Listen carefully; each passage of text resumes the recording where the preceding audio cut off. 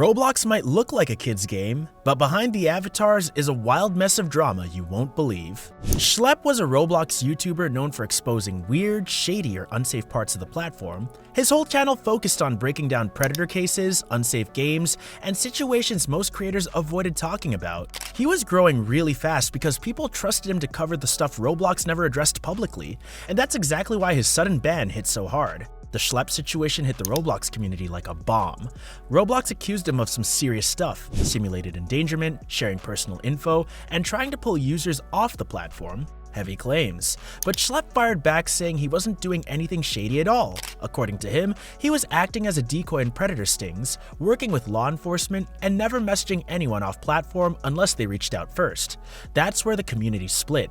Some people felt Roblox was shutting down someone trying to expose real threats, while turning a blind eye to actual predators hiding in plain sight. Others said Roblox cared more about keeping their image clean than facing uncomfortable truths. Supporters pushed hard, calling everyone to stay aware and pressure Roblox for transparency.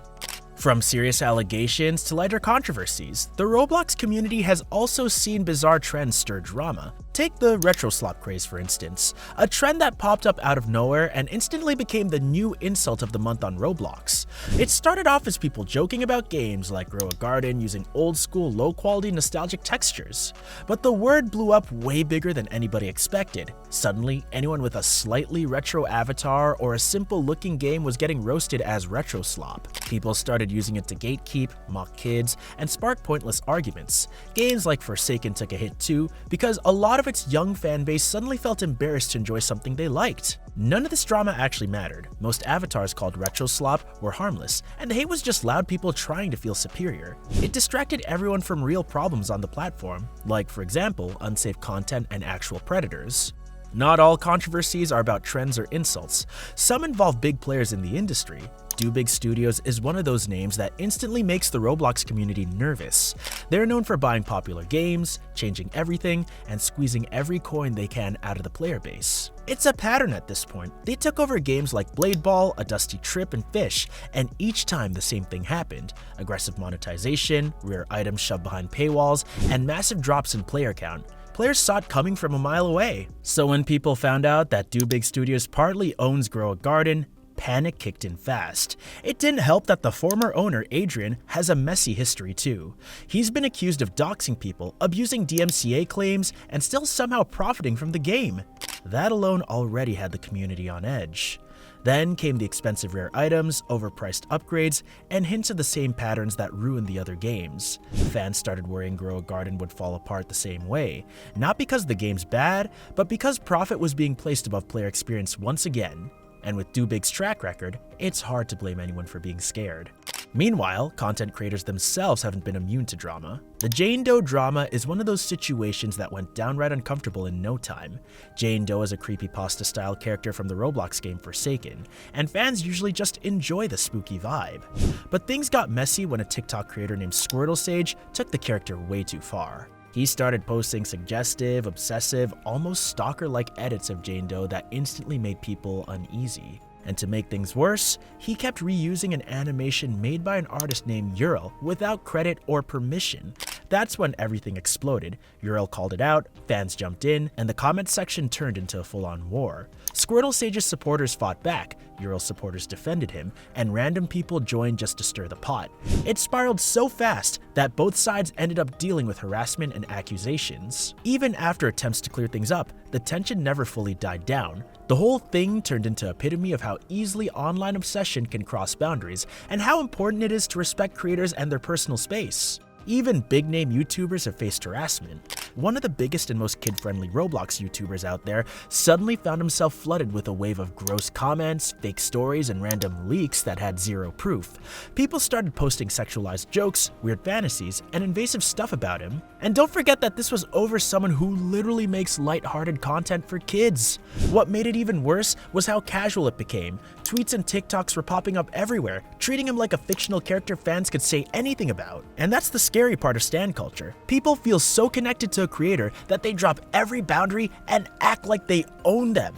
And once a few people start doing it, others join in because it feels normal. And for Flamingo, it turned into non-stop harassment, and the community had to step in and remind everybody to chill and back off. Fans pushed back, calling out how messed up it was to sexualize or spread rumors about someone who never asked for that level of attention.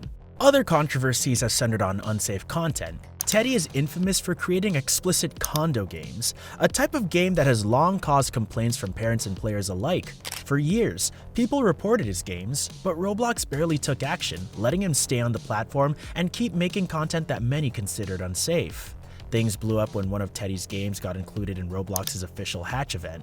The community freaked. Suddenly, people were seeing his content promoted by Roblox itself, which led to backlash, boycott campaigns, and a lot of angry posts online. Roblox finally banned him, but the drama didn't end there. Rumors started circulating that Teddy came back using alternate accounts, meaning some of his controversial games were still accessible.